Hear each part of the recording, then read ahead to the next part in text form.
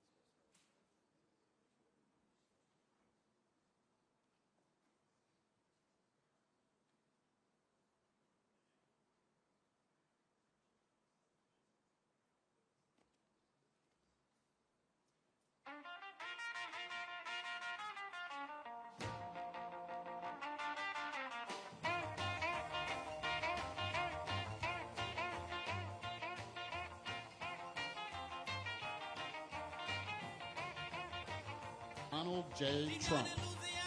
Ladies and gentlemen, please welcome to the stage the 45th and 47th President of the United States, President Donald J. Trump. Ladies and gentlemen, please welcome to the stage.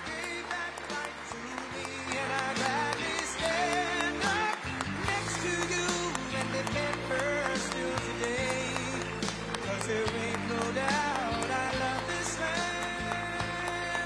God bless the USA.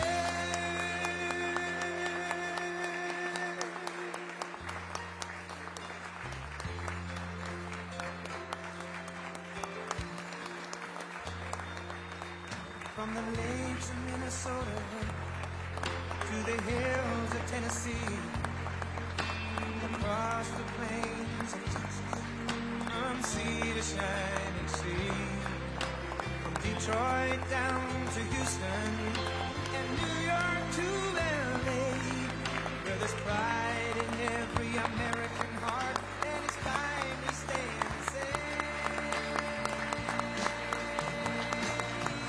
that I'm proud to be an American, where at least I know I'm free, and I won't forget the men who died, who gave that right to me, and I gladly stand up next to you and defend her still today. 'Cause there ain't no doubt I love this land. God bless the USA. And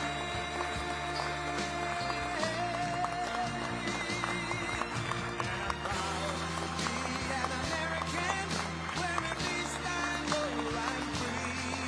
And I won't forget the men who died, who gave that right to me.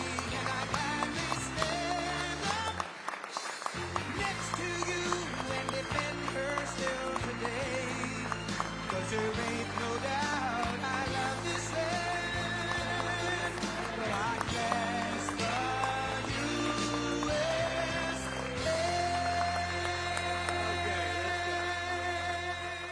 Well, thank you very much, everybody.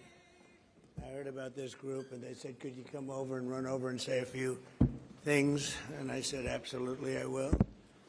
And they gave me the lowest seat I've ever sat in. And I think, you know, they said that. They do that on purpose. I don't think it was Chris that did it. I'm just trying to compare them. Chris wouldn't do that, but it happens. It's really an honor to be with you, tremendous people, and it's a really important subject, so I wanted to be here. I'll say a few words, and then I'll head out, and you'll handle it, and it's something you're very familiar with. But the people in the room are real doers, real amazing. It's an amazing group. We're here today to continue the incredible progress we're making in communities nationwide to ensure that as new data centers go up, and they're going up all over, electricity bills for American families will actually come down. You know, you're going to be building your own data centers, and you're going to building your own electric plants. You're essentially becoming a utility like Con Edison in New York, but maybe at a level that nobody's ever seen before, because we've seen some of the plants that they're building are absolutely incredible. They're absolutely incredible. They're electric plants, electric manufacturing plants. It's hard to believe, but you need double the electricity that we have right now, maybe even more than that, to really fulfill what you want to do. We're leading China by a lot, and using our old grid would not have worked. And I came up with the idea that, you know, build your own plant. This way nobody can complain. You won't call me and say what a terrible job I'm doing, because we have a 200-year-old grid that's not the best in the world. You look at some places, you take a look at California, you have brownouts and blackouts every weekend. The last thing they're going to be able to do is supply electric at numbers. Nobody's ever explained to me why it's so much electricity, why you need so much, nor did I care that much, to be honest with you. All I know is you need more than double what we produce right now. Think of it. So we produce tremendous amounts of electricity for every business, and this industry needs more than double that amount. So we're letting you build your own with the Trump administration's Ratepayer Protection Plan. The American innovators and consumers thrive to win together because we're insisting that AI data centers and big tech companies pay their own way, and that's what they're doing, and they're happy to do it because this way they're going to be able to function and function brilliantly. They're going to have a lot of electricity left over, and they'll put that into the grid, so we'll actually end up with more electricity. The rates are going to go down. As president, I've always said that America's goal must be to dominate the future, and that includes being the _1 superpower in artificial intelligence, so important. And this is, I think, bigger than frankly, I think it's bigger than the Internet. It's bigger than anything anyone's seen thus far. Maybe someday there'll be something bigger than this, probably will. But I think up until this point, AI is probably the biggest thing anybody's ever seen. And whoever wins that race is probably going to win, period. And again, we're leading China, and we want to keep it that way. President Xi is coming over on September 24th, and we talked about it when I was over in Beijing, and we'll be talking about it again. But he was very impressed with the job we've done because ordinarily, they don't have any problem with electric. They build a lot of electric. They don't do environmental impact statements. They just say, you want electric? We'll build it. They don't use too many windmills. They make the windmills, but they don't use them. They do it the old-fashioned way in many ways. The United States never settles for second, and we don't under this administration. I can tell you that. You see that because we have the hottest country right now anywhere in the world. We live by the motto, America first. That's what's made us very strong, and we're leading China and all other countries by a lot in AI and just about every other category, including crypto. We want to stay in front in crypto. They'd love to take that over. So many other things they'd like to take over. They're highly competitive, if you haven't noticed. But thanks in part to this incredible technology boom, investments are pouring into the United States from all over the world. $19.2 trillion, creating hundreds of thousands of jobs. So think of it, $19.2 trillion in 12 months. Okay, and the previous administration had less than $1 trillion in 4 years. I would say that's an improvement. Do I get credit for it? No. Get no credit. Think of that. It's a 19.2 in 12 months versus less than 1 in 4 years. It's hard to believe, right? But that's the way it is. No credit, but we just keep chugging along. But as I say, I get no credit for anything, and then I look around the Oval Office. I said, oh, but we're in the Oval Office. So I guess we do get credit. But less than 2 years ago, our country was dead. And I've had this said by so many leaders. They use the expression a little bit different sometimes, said differently, but meaning the same thing. They say, sir, less than 2 years ago, your country was dead, and now you have the hottest country anywhere in the world, and we are the hottest in the world. At the same time, we know that the data centers and AI are dramatically increasing the demand for electricity. It's only fair that the cost of building the new infrastructure required to meet this demand should be borne by the corporations themselves, not by the American consumers and the American patriots, American citizens. And I think everybody agrees to it. And actually, they really don't have a choice because there's no way of producing that kind of electricity, the kind you need, and they want to do it themselves. And honestly, they're coming up with some plans that are genius, just like they are. That's why earlier this year I introduced the Ratepayer Protection Pledge. Under this groundbreaking plan, America's largest tech companies have formally committed to fund or build all energy infrastructure required to meet the demand they are placing on the grid. So they're going to be funding all of those electric needs, and we're giving them the right to build their own power plants. Lee Zeldin is here. He's phenomenal, and he's getting it done quickly. And thank you. Stand up. Stand up.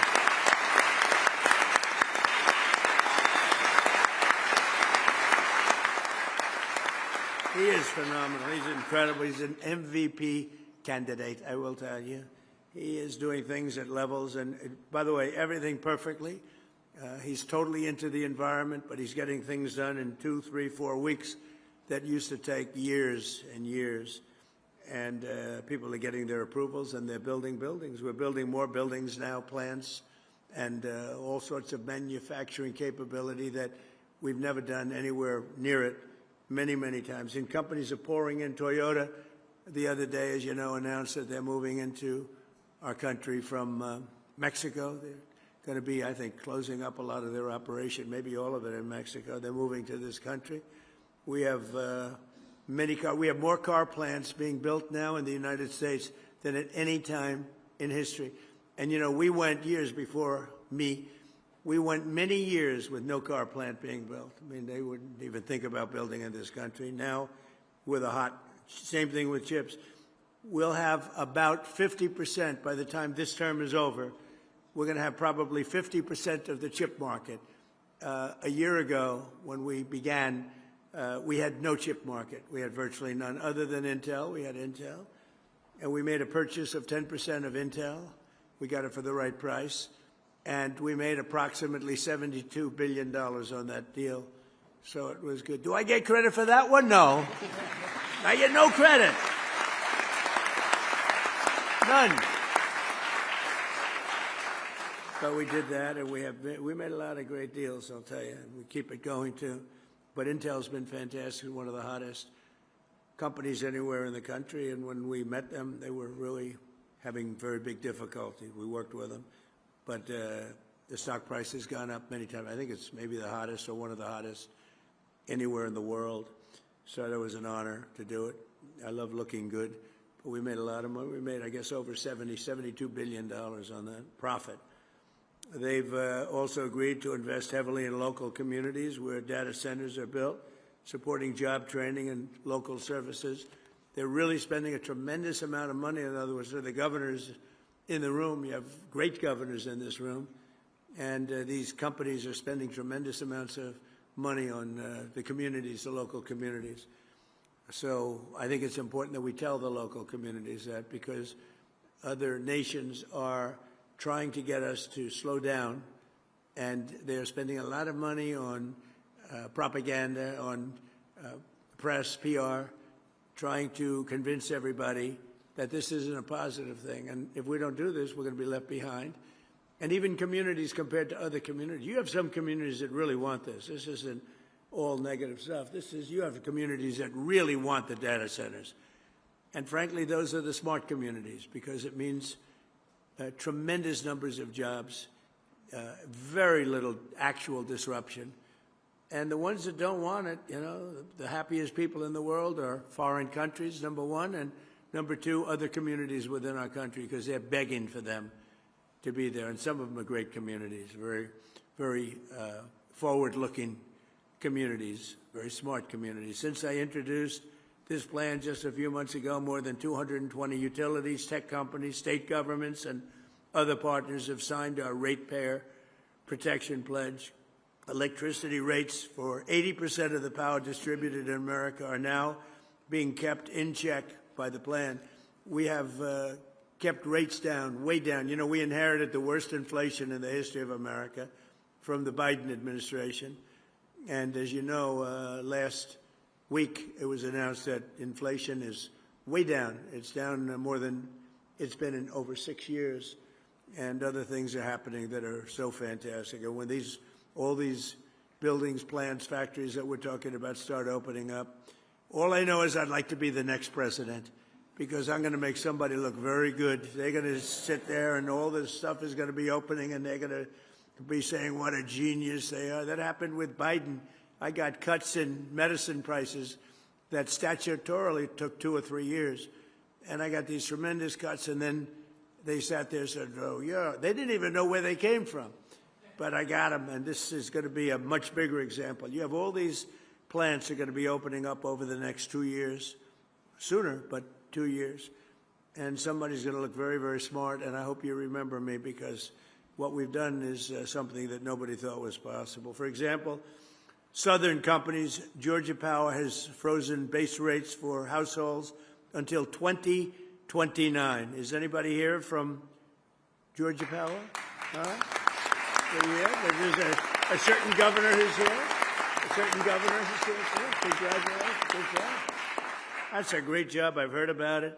Congratulations to both, and it's fantastic. And Georgia, the revenue from Google's data center construction is allowing them to eliminate property taxes entirely. And that's what you call using it to your advantage. The numbers are so incredible. Nobody's ever seen. You know, All my life, the biggest building in the whole world was the Pentagon. And you can fit 25 Pentagons into some of these buildings, 25. And if you happen to be a community, and there's very little disruption. They're just large. They go on for miles. And frankly, if you like certain types of things, they're incredible to look at, to see that we could do something like this. But they also throw off tremendous amounts of money for the community. And when you look at Georgia and you look at the revenue, think of that, revenue from Google's data center construction, allowing them to eliminate all property taxes. Did you know that, Brian? That's not bad, right? So thank you very much. Great job. That's a great job. And you probably had some negative stuff, a little heat. Oh, we don't want a data center. Usually those are the people that actually want them and they'd like you not to build them. Because you know what? If it doesn't go to you and if it doesn't go to Georgia, as an example, it's going to go someplace else. And those people are very happy to get them, too, the smart people. American Electric Power now projects that their customers will enjoy as much as $16 billion in cost offsets for consumers thanks to their data center contracts. $16 billion. So think of that. That's cost offsets. In Iowa, Alliant Energy data center deals. Where are you, Alliant? Alliant, where are you? Are you here? Thank you. Data center deals are allowing them to freeze electric rates for consumers for at least 5 years. So your rates are going to stay the same or lower. In Louisiana, there's a guy looks like he's from Louisiana to me. Public school teachers in so think of that, Richland Parish are getting as much as $50,000 in bonuses this year thanks to a $27 billion project by Meta that will also save local residents $2.6 billion on their electricity bills. Their electricity is going down in less than half.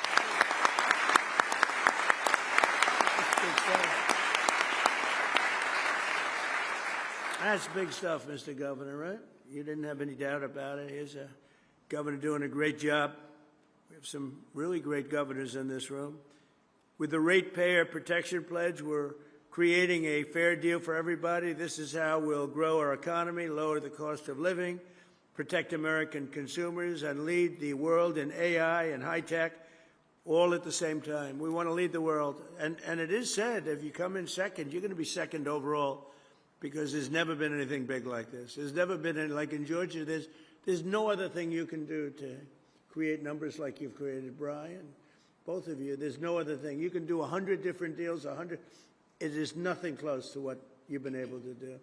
And why? They put a big, gorgeous new plant in a certain location. Big deal. It's so incredibly positive. Unfortunately, there are some who would like to lead us down the opposite path. And I call them the radical left communists. They call them socialists, but these people are communists, actually more. I think it's a much more accurate term. Want to shut down all new development, kill our most successful industries, destroy hundreds of thousands of jobs, and surrender the AI race to China. And China, look, you know, I'm not blaming them. I have a lot of respect for them. I have a lot of respect for President Xi, but they represent China. We represent the United States of America. And they lobby against these things, and they spend money on it, and they want communities to reject them as much as possible because they'd like to be leading the race. But we're leading the race, and unless we're very foolish and, frankly, very stupid, we'll continue to lead the race. We have a nice lead. A lot of people didn't expect that was possible. Perhaps even worse, the radical left's plans would not lower your electricity bills, but they would actually increase them very substantially because you wouldn't have all of this money pouring in. You'd have American energy would be far more expensive, and regulating oil, natural gas, and clean, beautiful coal. It would be the end of all of it. It would be the end of all of it. It would be the end of, frankly, it would be the end of great success for our country because we've never had anything like what's happening right now. I call them the Democrats because their policies are so bad. Look, think of it. No men. We want no men in women's sports. Transgender, they want transgender for everybody. I call it transgender mutilization of your children for everybody. Open borders where the world can pour in, where prisons from all over the world are released into our country, and we've done a hell of a job in getting them out. Murderers, 11,888 murderers let into our country under the previous administration. We've gotten a lot of them out. We're getting the rest of them out fast. But the Democrats in Congress want less energy, not more, and if given the chance, they'd send your prices soaring and inflation skyrocketing, which is exactly what would happen if you had somebody else sitting in the position that I am right now. And just like we did with the Green New scam, where we were scammed, the whole country was, I wasn't scammed, I got it right from the beginning. I got it from the first minute when I heard this crap, you know? They were saying wind was so wonderful, except you couldn't watch your television. They wanted to watch the debate. Donald Trump against Sleepy Joe Biden. Nobody could watch it because the wind wasn't blowing. Remember that? Darling, we'd like to watch the debate tonight. I'm sorry, the wind isn't blowing. No, that's one of the great scams of all time. But, you know, if you dislike another country, let them keep building windmills. They are going down. People are finally figuring it out. But we're not going to let it happen to this country. We're going to use the kind of things that work, and they're working better than anybody ever thought possible. So experts have observed that the amount of energy a society produces is the single greatest indicator of its advancement as a civilization, its success as a country. Think of it when you think the amount of energy produced, Lee. So when you give those fast approvals, that's a positive thing. I want you to feel good. Yet instead of offering a positive version and vision for carrying American civilization to new heights, the radical left only wants to limit our energy consumption and rein in our American dreams. We have the American dream. Until we came along, we had a great first term. We had the greatest economy in the history of our country. And this economy will blow it away. We're doing very well against the Islamic Republic of Iran. We're doing extremely well. They would like to do something, but I say they're not ready yet. They need more of the same. They're not ready yet. They got some evil intentions. We cannot let them have a nuclear weapon. If we did all this that I'm talking about your data centers, isn't that important? When they start blowing away communities, one by one. We cannot let them ever even think about having a nuclear weapon, and that's exactly what's happening. They'll never have a nuclear weapon. Under the...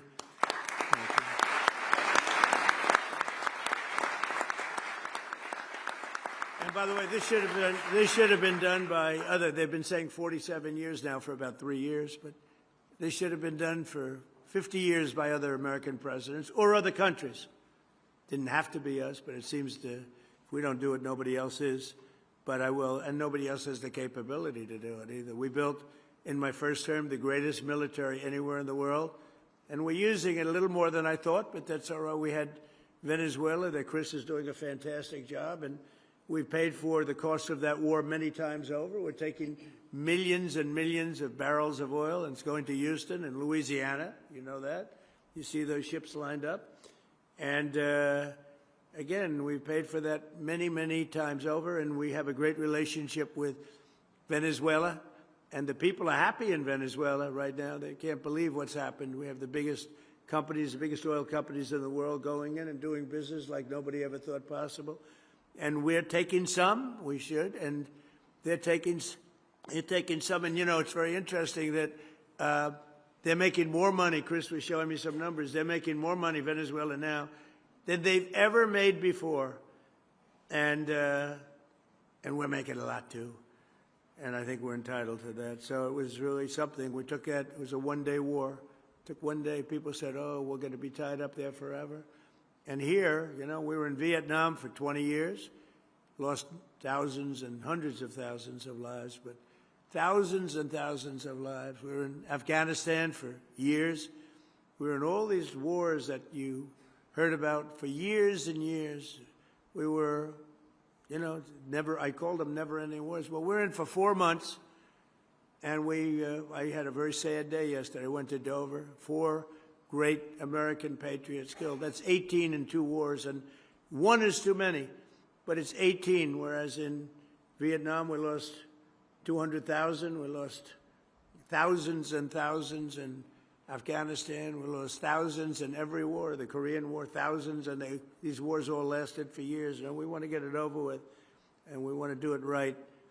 But we have to do what we came to do, and that's we can't let these people, very violent people, we can't let them have what they want, which is nuclear weapons. It came from all of this success, came from innovation and ambition and drive. In this country, we build the future fearlessly and confidently so that America always will be strong, prosperous, and dominant. And the other thing we're going to add to that, we want to be free, and we're going to continue to be free as long as we're smart. And we can't be hoodwinked. We can't be taken advantage of by people that say you're going to have a free home, you're going to get free rent, everything's going to be free. What they don't say is a year later, everything is going to end up in squalor, destruction, and death, and also death for our country. So we have to stop the threat of the communist rhetoric that you're hearing right now, because these people, they don't act. I'm very happy a poll came out. It said they're highly educated, but doing very poorly. In other words, they're losers. They went to school, they got a good education, now they don't know what they're doing, so what they do is they complain about people like yourselves that have done so well. But we can't let the communist ideology we don't want to even think about it for this country. It would be terrible. So we're joined today by some of the people helping to do all of the things that I just talked about, putting the Ratepayer Protection Pledge into action. And here with us are Secretary of Energy Chris Wright, who's an outstanding person. Doug Burgum told me about Chris. I didn't know Chris. I wanted Doug to head up energy, and Doug said, no, there's one man that's better. Who? Chris Wright. I said, who the hell is that? Turned out to be this guy right over here. And he's turned out to be incredible, really incredible. He's running Venezuela. He's running a lot of, more than anybody has ever run before, I think we can say, Chris, right? He's doing a great job, so we appreciate it. Thank you.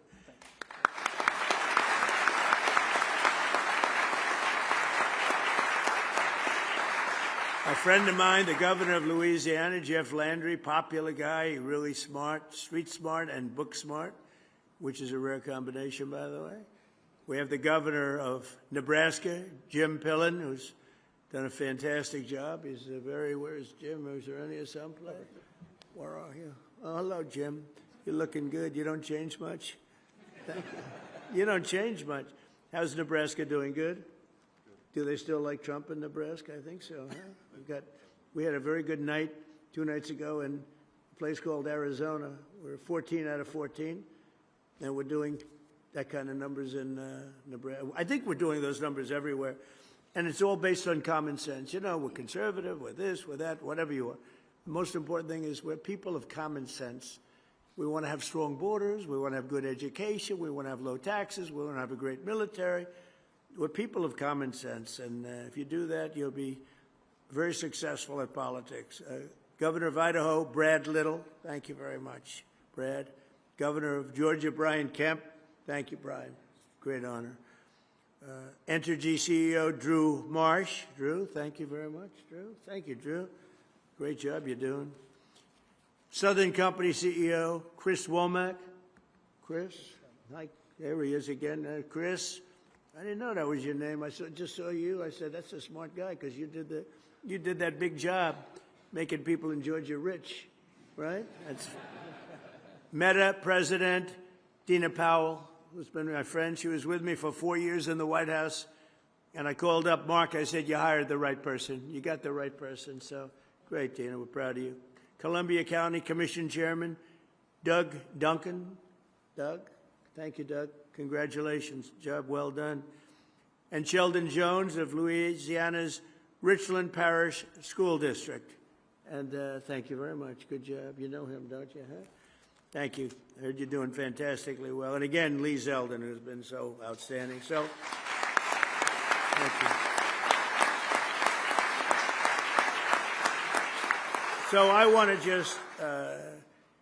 I just want to leave you by saying that it's an honor to be here.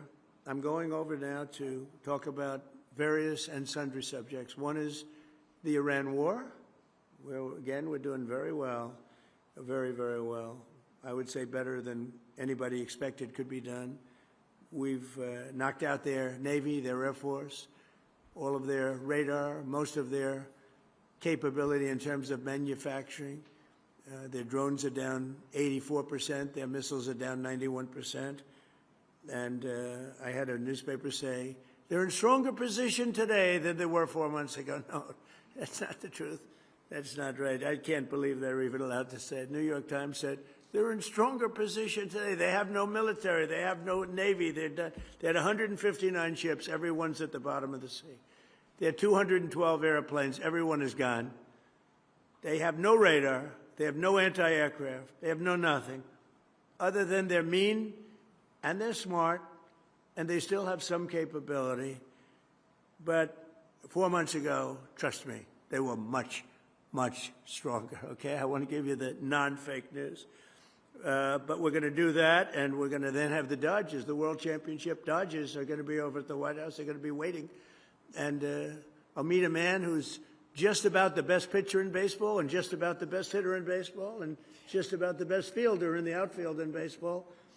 And needless to say, I guess he had a game where he pitched a almost perfect game, and he had 2 or 3 home runs in that game, and they said it was probably, I said, you know, never seen that. Only Babe Ruth. Babe Ruth was a great pitcher, and he was a great hitter.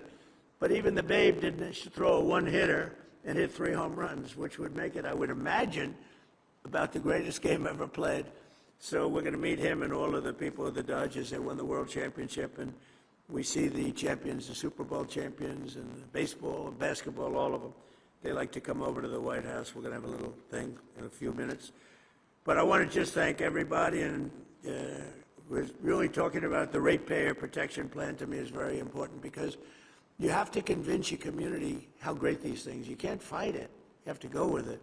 And you're going to have all that protection, and we're giving you automatic protection. But you're going to make a tremendous amount of money. You're going to reduce taxes. And you're going to have something that if you don't have it, everybody else wants it. So these are the smartest people. Most of you in this room, we have a couple probably on the other side of things. They disagree, but I don't know how they can disagree. Your community and your state's going to become rich, and there's very little disruption.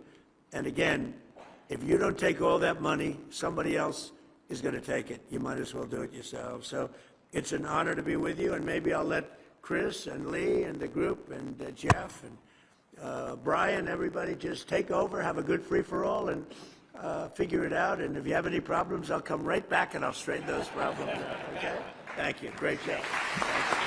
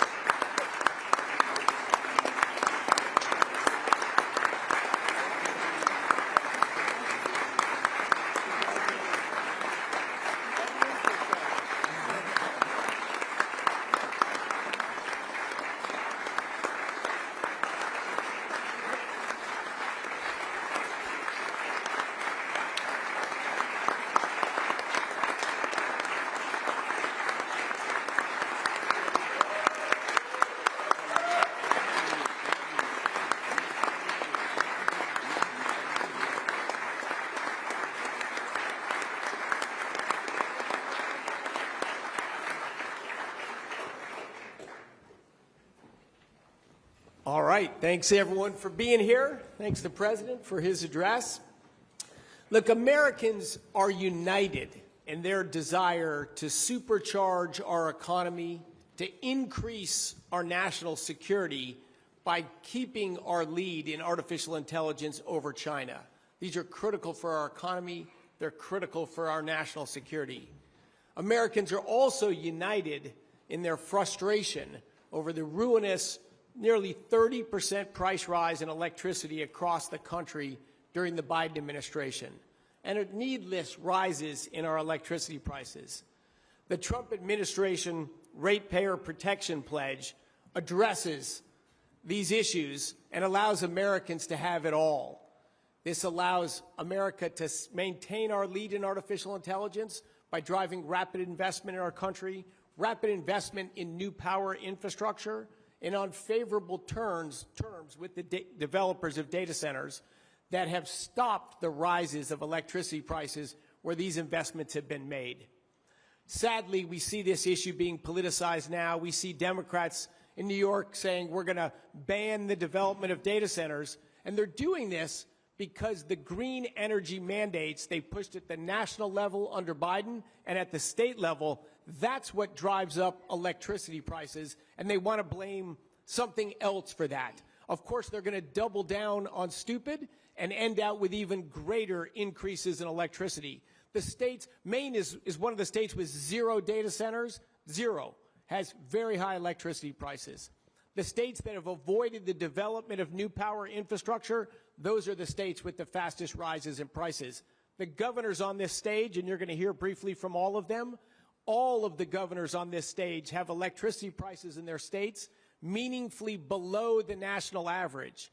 And they've done it by allowing investment and progress in their states. They've allowed data centers to be built, and then the power production that comes with them. This has protected their ratepayers and delivered jobs and opportunity and relief from taxes. That's a clear pathway forward.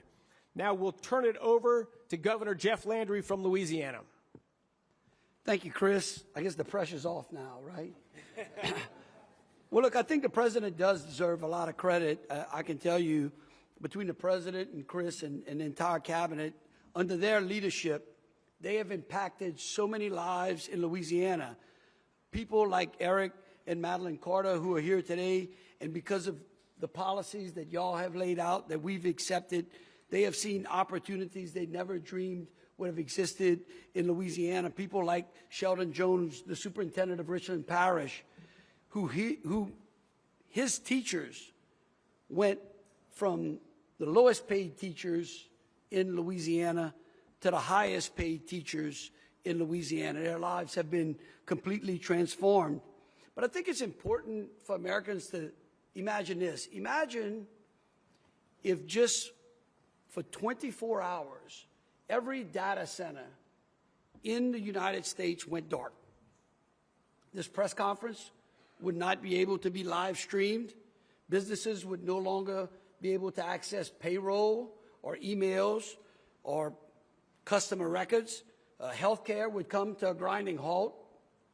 Millions of Americans would quickly realize that the digital tools they depend on every day are extremely important to them. And that's why data centers are so important. They are instruments that will shape the future and determine our national security. And just as the president spoke about it, just as America once led the space race, we now face a new race. This one, though, is going to be defined by technology and artificial intelligence. And who wins? Who wins will absolutely control the levers of global power. But just as the space race demanded courage and vision, so does this one. But winning, as the president said, cannot come at the cost of American families. And his Ratepayer Protection Pledge demands that technology companies cover costs of power generation infrastructure rather than shifting them to you, to the citizens out there. And the president's instructions are simple. Companies must build, bring, or buy the generation they need, negotiate separate rate structures, and fully fund the grid upgrades to support their operation. In Louisiana, we didn't just follow the president's model. We pioneered it. Our first-of-a-kind partnership with Meta should be a template, not an exception. Today, Meta, not our ratepayers, fund all new generation transmission upgrades and infrastructure tied to this historic investment. Our deal, as the president said earlier, he recognized it, is going to save Louisiana ratepayers $2.6 billion over that deal. That strengthens our grid reliability and reduces our resiliency costs. And if you live along the Gulf Coast, resiliency is extremely important. But more importantly, there's a real local impact. For Richland Parish, the change has been transformational. As I said earlier, teachers went from the lowest paid to the highest paid. And since 2020, Richland Parish's average wage has grown 185%. No. That's how much the taxes have grown. The average wage has grown nearly 30%. So think about getting a 30% pay raise. Think about what that would mean to American families. That's how you address affordability. That's how Louisiana families are winning. And that's what's happening when innovation meets opportunities. In Louisiana, we've also streamlined our permitting process so that projects like this can be permitted in 8 months. That matches the president's speed to power vision for America's energy sector. I can tell you that Meta's partnership with us is a national standard. And the president's agenda drives America to expand domestic energy production as we accelerate AI deployment. And we're setting a national standard. You know, I believe, and I would say this, I think the president believes this as well, this is America's moment. This is a moment where we get to protect our people, empower our communities, and unleash unprecedented economic opportunity. And it's a moment to prove that when innovation meets responsibility, America doesn't fear tomorrow. That's what the groups out there want us to do. We used to be a nation that never feared, and we should not fear tomorrow. We should rise to the occasion and secure for the next generation the next great American era. And so, you know, for me, this is more than just progress for Louisiana. What the president has laid out is actually a blueprint for every corner of America. And these governors will explain that to you as well. When we choose to protect families, invest in our communities, and harness innovation for the common good, we ignite hope for from the smallest town to the largest city in America. And really, the president is showing us that responsible growth is the path to affordability. And we determine, Americans will determine who wins this race. Is it going to be American exceptionalism, or is it going to be China? Personally, I believe in America. And so this is our moment to move and not to fear. And in Louisiana, we are not fearing this build-out. Thank you, Chris. Thank you for the inspiring remarks, Governor, and a fulsome 2 minutes as well. I practiced that in Congress. I now turn it over to Entergy CEO Drew Marsh, who's been aggressively developing affordable, reliable power. Drew? Well, thank you, Secretary Wright. And I want to say thank you to the President and the administration and yourself for continued focus on customers and communities through the Ratepayer Protection Pledge. I also want to thank the governors in our 4 states, and including, starting with Governor Landry, who we proudly serve, our retail regulators, and of course our data center customers, Meta and Google was mentioned earlier, and AWS. In Louisiana, we are honored to partner with Governor Landry to win the transformational Meta data center for Richland Parish. From the beginning, his focus on benefiting customers and communities while also positioning the state for growth and prosperity and opportunity has been remarkable. This effort that we've undertaken in Louisiana is a great example of state working together to bring business and communities together to protect existing customers and to move with speed to win the AI race. Our part in Entergy was driven by our customer focus and, of course, our vertical integration, which provided a one-stop shop for innovative solutions for Meta. Our Fair Share Plus pledge is modeled after the Ratepayer Protection Pledge that the administration put in place, and it will deliver approximately $7 billion of benefits to customers over the next 2 decades. In Louisiana, Fair Share Plus includes everything that Governor Landry was talking about and that I'm sure that Superintendent Jones will talk about and Dina will talk about, jobs, community benefits, workforce development. There are $140 million of energy efficiency benefits and $120 million of benefits for vulnerable customers included in that transaction. And of course, all the modern, resilient, efficient infrastructure that is being built to support Meta also supports the rest of the existing customers on the grid. And Fair Share Plus pledge also means that Meta covers its entire incremental costs during the contract, and it means it covers fixed costs in part, their fair fixed costs that other customers are paying today, things like storm costs and resilience investment and compliance costs. That's important. Those costs total up, and the President mentioned it, $2.65 billion over the life of the contract, and that's in addition to the community benefits that we were talking about.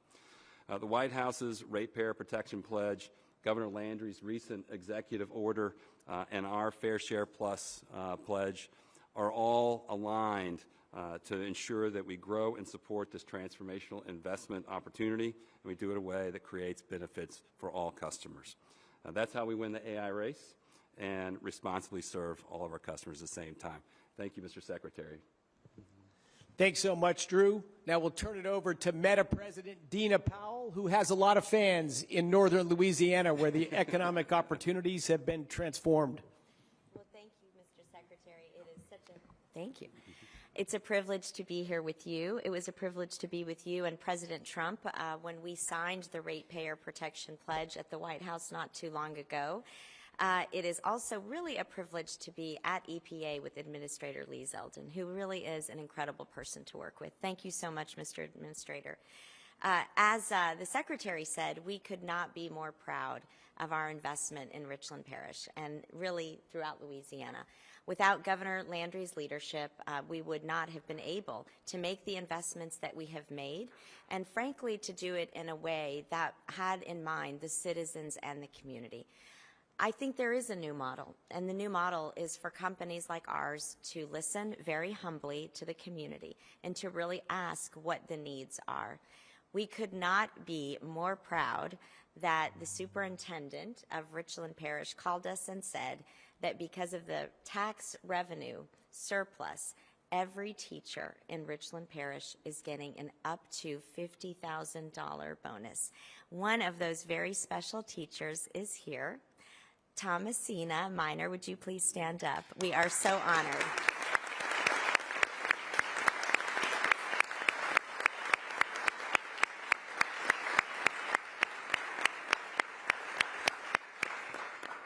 We also are very proud of the investment that we're making directly to businesses.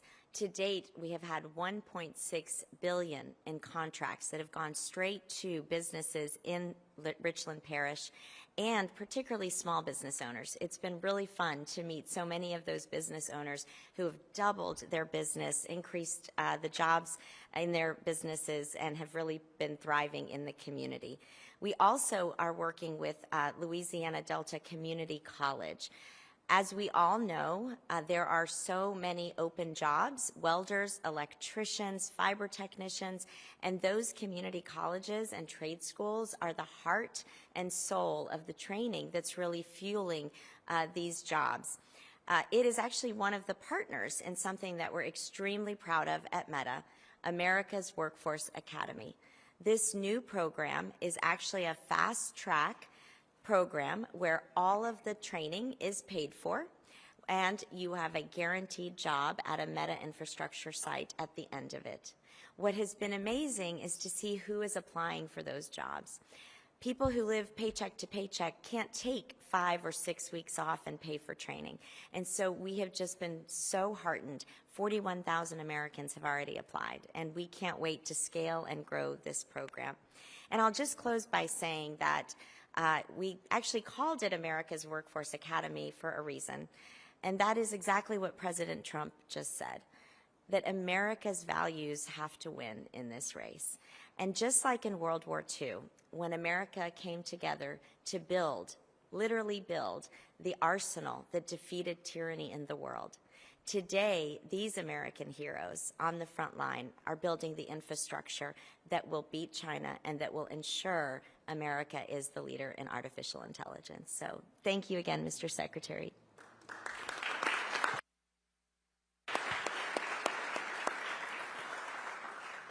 Thanks so much, Dina. Now we'll go to Richland Parish School District Superintendent Sheldon Jones to tell us the story from the front lines. Thank you, Mr. Secretary. Thank you to President Trump and Governor Landry for your leadership of this country and our state. It is indeed a pleasure to be here today on behalf of the school board members, employees, and stakeholders of the Richland Parish School Board, we'd like to congratulate Dina and the team at Meta on expanding its capital investment in our local data center. Since the groundbreaking ceremony in 2024, we have worked collaboratively to build a sustainable, mutually beneficial partnership, one that extends well beyond infrastructure. They've been a true partner. You've heard about the sales tax bonus that teachers like Ms. Franklin had an opportunity to receive, a 400% increase over last year, thanks to the tax revenues generated by Meta and its data center. I would be remiss if I didn't acknowledge the fact that I had an opportunity to sign Ms. Minor's high school diploma in 2013. She graduated from Rayville High School, went off to our local university, and came back to be a teacher at Start Elementary School in Richland Parish. That's what it takes in order to build strong communities in our country.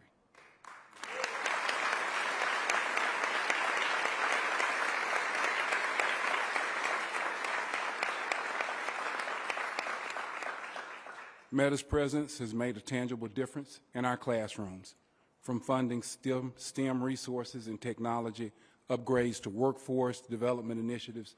This partnership is directly strengthening the educational experience in Richland Parish and making our school district a top spot for educator talent.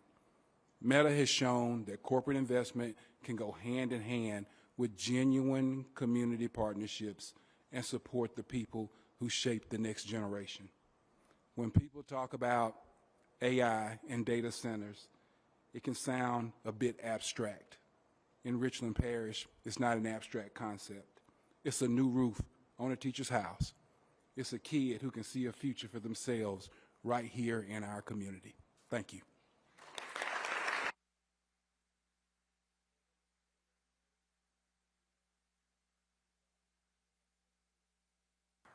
Sheldon, thank you for telling that story about the revitalization of the American dream in Louisiana. And God bless you for being here, and our teacher as well. It's wonderful. We're going to move to another story in another state.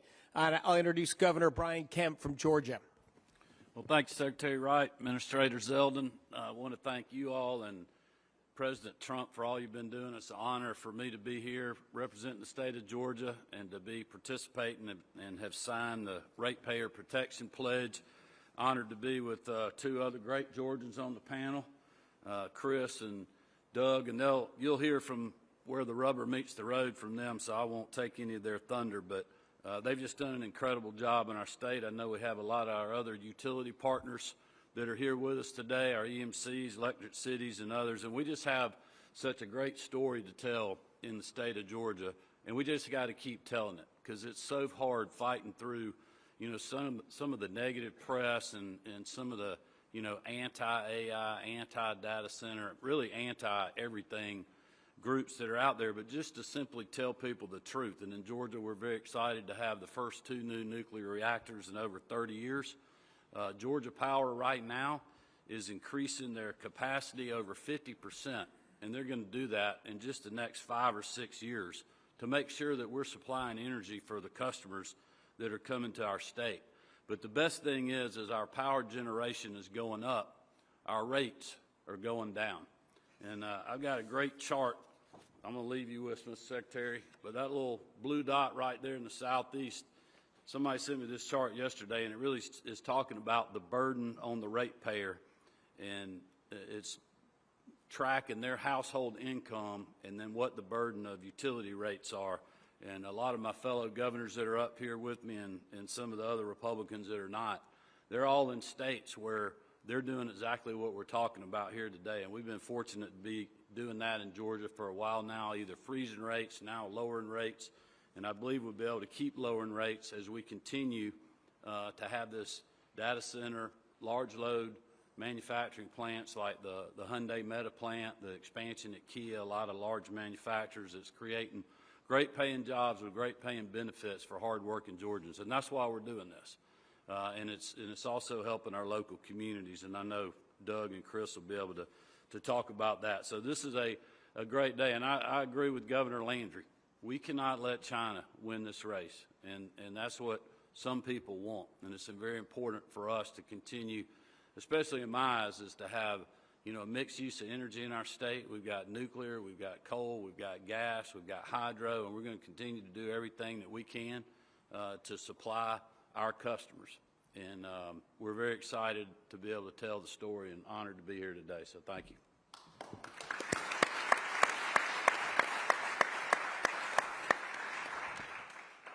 Thanks so much, Governor Kemp.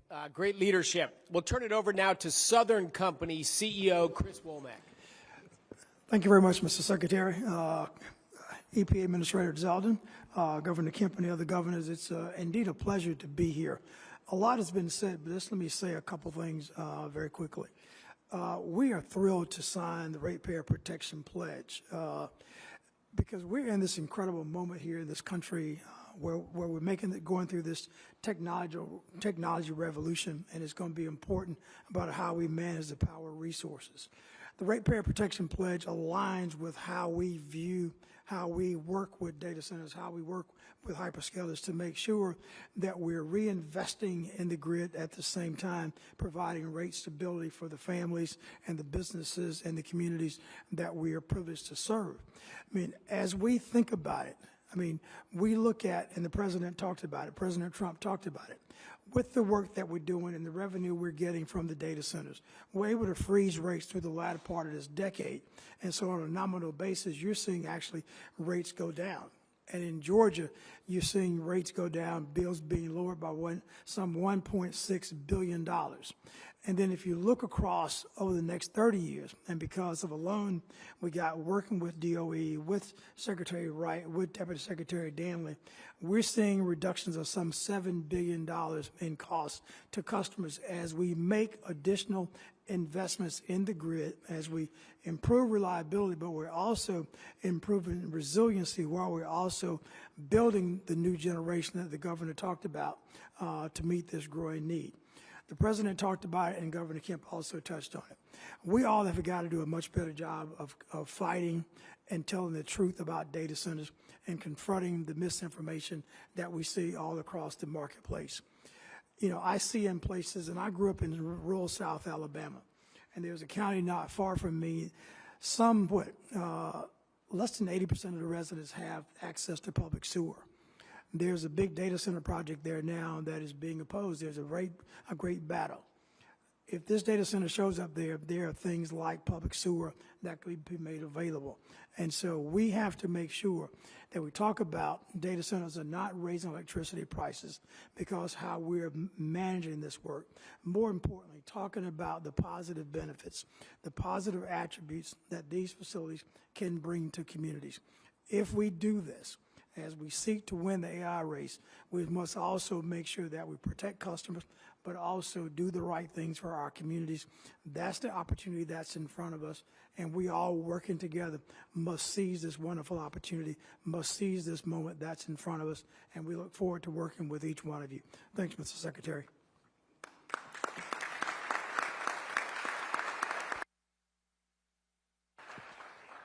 Thanks so much, Chris. And now we'll go to Columbia County Commissioner Doug Duncan, who can tell us the story on the ground. Thank you, Secretary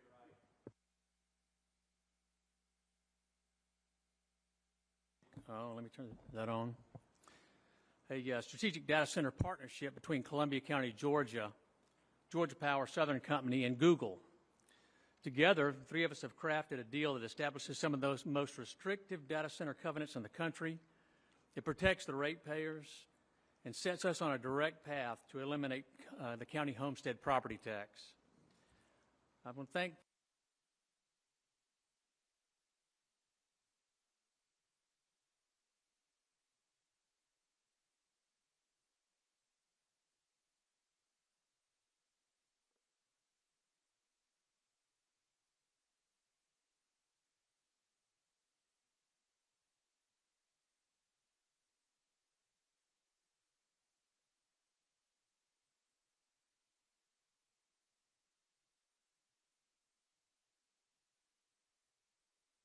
Georgia Power, Southern Company. They've frozen commercial rates, consumer rates for 3 years, which is just a phenomenal thing. Now, in Columbia County, it's long been our goal to alleviate property taxes. We continue to lower our millage rate, but it's really hard to get there because, you know, the millage rate, that's where your sheriff gets paid and the jails and such. So you have to be able to fund that. Well, the revenue generated by this project is going to be diverted back to the homeowners, and so that's something that we're very proud of. Now, I will say that you couldn't achieve, or no one can achieve, a project of this magnitude without acknowledging all the folks who played a part. And so if you'll bear with me for a second, I just want to thank you, Governor Kemp, because in Georgia it was, I don't say illegal, we could not rebate to homeowners, but we got with the governor, we got with the legislature, Speaker John Burns, Gary Richardson, Senator Lee Anderson, and we worked through and had legislation passed to give us the ability to give that money back. So thank you so very much for that. Also, I have with us today Cheney Eldridge. She's our executive director of our development authority. She actually ran point on the development of this project, found the site, went and actually found the user. And so I just thank you, Cheney. Our County Manager Scott Johnson's here with us today. He was a point person on negotiating. Because remember, we went into this solely for the reason to eliminate homestead property taxes. And we've stayed true through all the negotiations to get at that point. So I do want to call out my fellow commissioners, the Vice Chairman, Allison Couch, Connie Malier, Mike Caraway, and Jim Steed. They literally weathered the storm. Meeting after meeting, disinformation, and we were pounded on, frankly. We stood firm because we knew this was what was best for Columbia County, and frankly, is the American dream. So again, the bottom line for Columbia County is our infrastructure is getting rebuilt, if you think about that. Ratepayers are not paying that. They're protected, and taxpayers are going to receive the value of this back in their property taxes. So I just want to thank President Trump for all he did.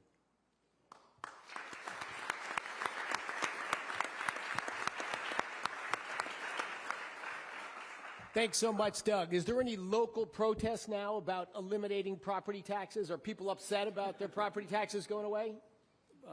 So we had a meeting Tuesday night, and there was protest Tuesday night, but it's already done. So no one has.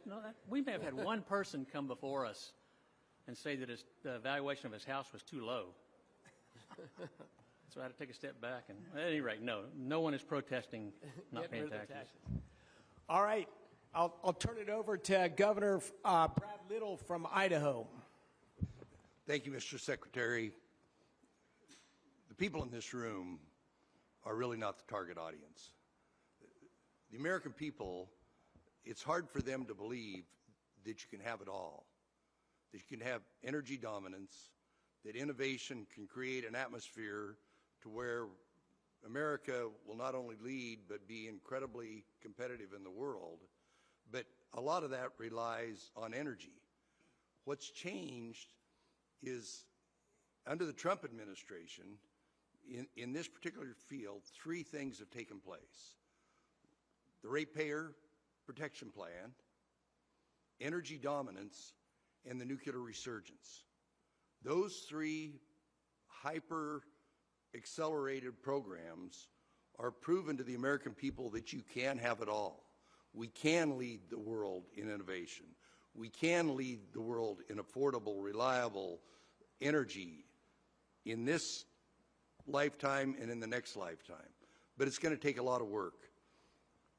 In Idaho, we're doing our part.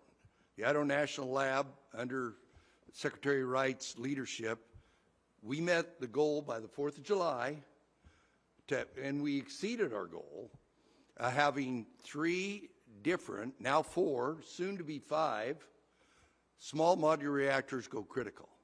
That would have been impossible in the previous administration. The capital is there, the need is there, the desire is there. What we needed was the will and the leadership. This administration has given us the will and the leadership so we can literally have it all. Idaho, right now, we have the most affordable power. Every time I say this with my fellow governors, we get into a little argument. But our power is predicated on falling water. We can't get any more falling water. So obviously, what we need to do in the grid, but more importantly, what we're going to do in nuclear energy, and our partnership with the Department of Energy, with the National Lab, and I think there's 15 companies, Chris, that all want to be in this place, and I really want to applaud the department because they're not picking winners or losers. They say, come out, do your proof of concept, and then we'll see who rises to the top, who's the most efficient, who's the safest, who's the, and then we will be able to win this arms race we're having with China on the next generation of nuclear power, and a lot of it's going to take place in Idaho with our partnership with President Trump and Secretary Wright. Thank you.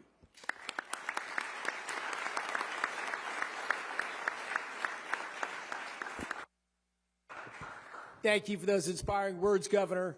We'll now move to Nebraska Governor Jim Pillen. Thank you, Secretary Wright, and I just want to say a gigantic thank you to Secretary Zeldin and you, Chris, for saying yes and saying yes to President Trump. A couple comments. There's been a lot said, but I'd like to say a couple things hopefully everybody will remember and think about. In Nebraska, if I can brag about it a little bit, we're home of public power. Home of public power, which means we have the best electrical rates for the 2 million Nebraskans. That's really, really an important piece for all the people in Nebraska. Number two, we're home of Offutt Air Force Base. I've had an extraordinary privilege to spend a lot of time in my 4 years with General Cotton, who headed up strategic nuclear deterrence for our planet. That's happening at Offutt Air Force Base, and now Admiral Corral doing the work. And then number three, we're home of the largest underground, most sustainable aquifer in the Western Hemisphere. Why do I bring those up? I think that because we're home of public power, we've been the leader of data centers that started long before anybody knew what data centers were. And why do you think Nebraska was the home? Use a lot of electricity. We had the best rates in America. So we've been having billions of dollars invested. But the thing that happened in Nebraska, and we talk all the time, it's really important we understand who we are, each state, and that's why governors are empowered to make a lot of things happen. We, the state. So we have not experienced any property tax gains or tax gains because we gave tax credits away for the first 15 years to attract. So we have said we don't need to do that anymore. We have to run government like a business, and we've eliminated and stopped the Imagine Nebraska tax credits because we've been given, I'm a farmer, I'm the first governor from agriculture in Nebraska in 100 years. My view of the world, becoming governor, we've been given the topsoil away. In some circumstances, given the farm away. So we want to play a role. And just, Secretary Wright, I think one time I've heard you speak that America needs to understand the difference between data center transactions and computation intelligence centers, because that is the big issue. Nuclear deterrence, strategic nuclear deterrence that's taken place at Offutt Air Force Base, and we have to win the game of electricity. And so we were able to pass this past year to protect Nebraska ratepayers behind the meter legislation, so as big projects come to Nebraska, they will be financed privately. 60 days into being governor, I met with the CEO of a company that loves doing Nebraska. They have billions of dollars, invest in Nebraska, want to grow. And they said, Governor, we can't grow in Nebraska. I'm 60 days governor. I said, you can't grow in Nebraska. We're out of electricity.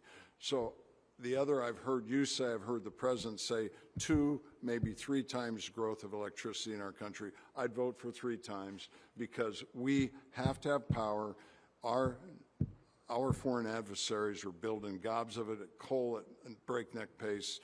We have to have extraordinary growth of electricity. And in Nebraska, when we're talking about computation, when we're talking about what we need for democracy, we're all in. We want to make sure we can do it, we can grow so that the companies come do business, that they are a part of community enhancement, helping our teachers be able to do better, help us to educate our children better, and make it a win-win. And we look forward to playing a significant role. We've led, and Nebraska's givers, and we want to attract givers. Fantastic.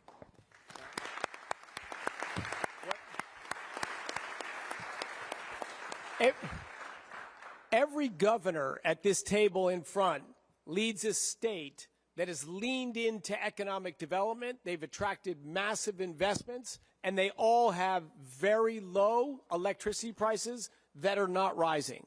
It's not a trade-off between growth and electricity prices. In fact, they go together. They have low electricity prices because they've leaned into development and growth and negotiated sensible deals.